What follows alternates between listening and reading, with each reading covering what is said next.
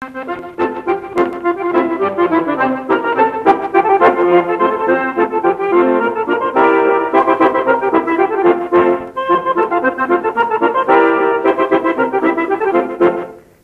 laulu on naimattomille, tytöille ja pojille. Letketkin tätä laulaa saa, ja kaikki, jotka naimisiin haluaa. Ja ensin kun tullaan tuttavaksi, niin helluttaa pitää heti vuosia kaksi. Ja naimisissa ensin vain aatellaan, ja tyttöjä portille saatellaan.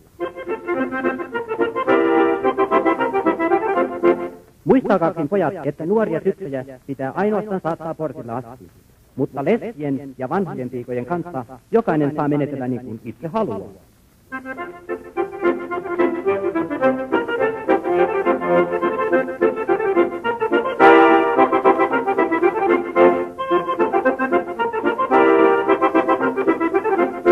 Kun olet antanut sormuksen tytölle, niin silloin voit saattaa jo portille. Siinä sievästi siitellä koskea, mutta muualle ei saa koskea.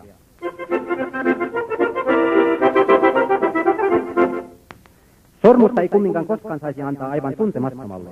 Sillä on usein käynyt niin, että tytöt ovat seuraavan aamuna kiikuttaneet sormuksen panttikonttoriin, ja se ei ole laillista. Sitten kun ollaan naimisissa, niin voi sormus vasituisesti seisoa panttikonttorissa. Tätä menettelytapaa huomataan parempienkin ihmisten keskuudessa.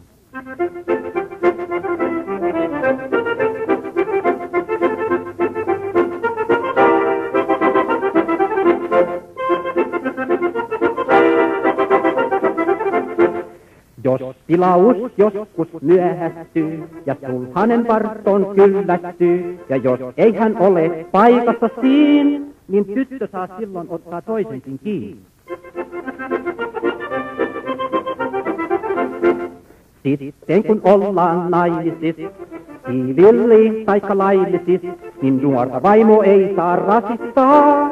Sitä pitää hoitaa niin kuin pientä vasikkaa.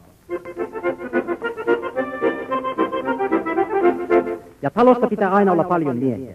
Pitää olla jäämiehiä, kirvesmiehiä, kivimiehiä, jalkamiehiä, työmiehiä, kaivosmiehiä ja maitomiehiä.